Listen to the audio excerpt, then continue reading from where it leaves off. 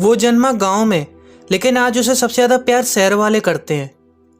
लेकिन गांव से शहर तक का सफ़र उसके लिए आसान नहीं था।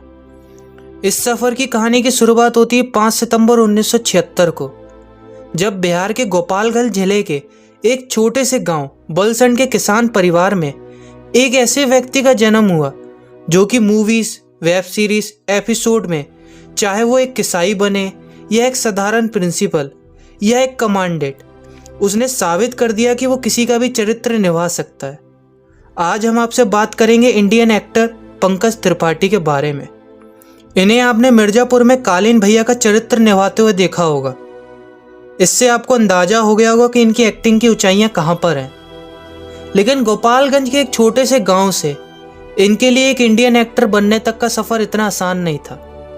इनका जन्म आज से करीब 44 साल पहले हुआ था, वो भी एक छोटे से गांव के किसान परिवार में, जहां पर इनकी शुरुआती पढ़ाई पेड़ के नीचे हुआ करती थी।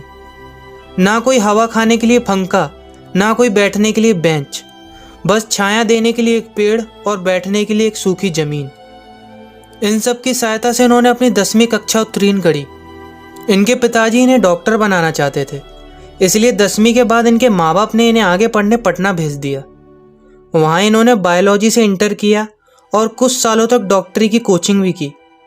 2 दफ़ा इम्तिहान भी दिए, लेकिन डॉक्टरी के लिए जितने नंबर चाहिए थे उतने नहीं आए। पढ़ने में ये बुरे नहीं थे, लेकिन बस पढ़ने में मन नहीं लगता था। ये सब तो चल ही रहा था, लेकिन पटना में आकर यह एक छात्र संगठन में जुड़ गए, जिसके एक आंदोलन के कारण इन्हें 7 दिनों के लिए जेल भी जाना पड़ा। जेल से निकलने के बाद ये अपने दोस्तों के साथ कालिदास रंगालय में नाटक देखने चले गए। यहीं से शुरुआत होती है आज जो हमें एक्टर मिलने वाला था उसकी। पटना में अपनी पढ़ाई के साथ साथ इन्होंने 1 साल तक अच्छी तरह नाटक की कला को भी समझ लिया। जब डॉक्टरी में इन्हें कुछ हासिल नहीं हुआ तो इन्होंने बिहार आर्ट थिएटर में ज्वाइन करने का फैसला किया। जब यह बात इनके परिवार वालों को पता चली तो उन्होंने इन्हें करियर किसी और क्षेत्र में बनाने की सलाह दी, जिस बात से तंग आकर इन्होंने पटना के मौर्य होटल में एक रसोइये का काम किया। जिसके लिए बने नहीं थे, उसी काम को करते दौरान इन्हें दिल्ली के नेशनल स्कूल ऑफ ड्रामा के बारे में पता चला, जहां पढ़ने के ज़्यादा पैसे नहीं लगते थे। लेकिन ड्रामा स्कूल में एडमिशन पाने के इनके 2 प्रयास असफल रहे। लेकिन वो कहते हैं ना, जिसने एक बार ठान ली कुछ करने की, उसे कोई नहीं रोक सकता।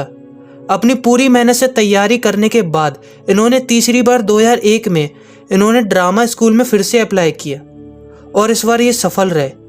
जब ये बात इनके परिवार वालों को पता चली तो उन्होंने कहा, ठीक है, ड्रामा स्कूल से डिग्री हासिल करने के बाद तुम्हें एक ड्रामा प्रोफेसर या एक शिक्षक की नौकरी मिल ही जाएगी।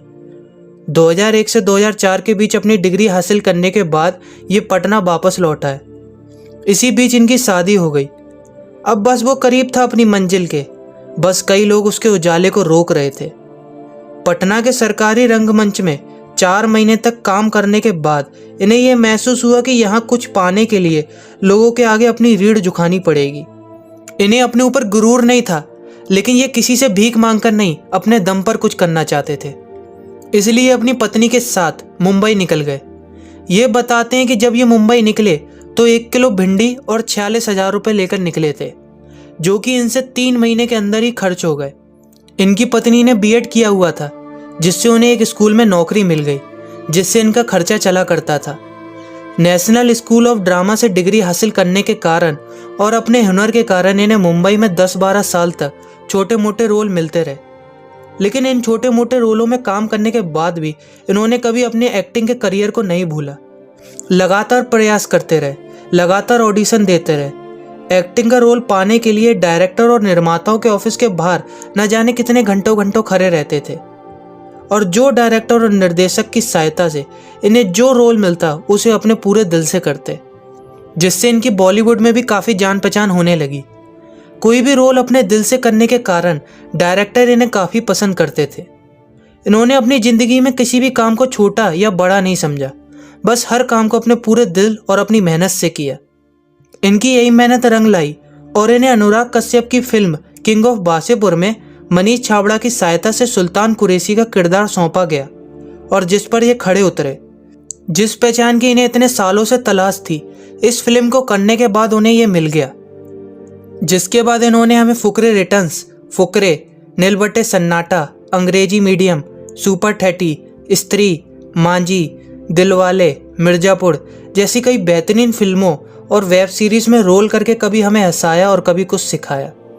और हो सकता है ये हमें मिर्जापुर 2 में भी देखने को मिले, जिसका हमें बेसब्री से इंतजार है। देखिए, अहमियत ये नहीं कि आपने शुरुआत कहाँ से करी है या आपका जन्म कहाँ हुआ है, एक किसान परिवार में हुआ है या एक गरीब परिवार में। अहमियत आपका हौसला रखता है।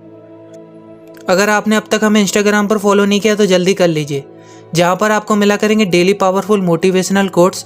और अगर आप हमसे बात करना चाहते हो तो डीएम की सहायता से कर सकते हैं, लिंक डिस्क्रिप्शन में ज़रूर देखिएगा। बस यही कुछ बातें आज आपसे करनी थी। वीडियो को लाइक और शेयर करना मत भूलिएगा।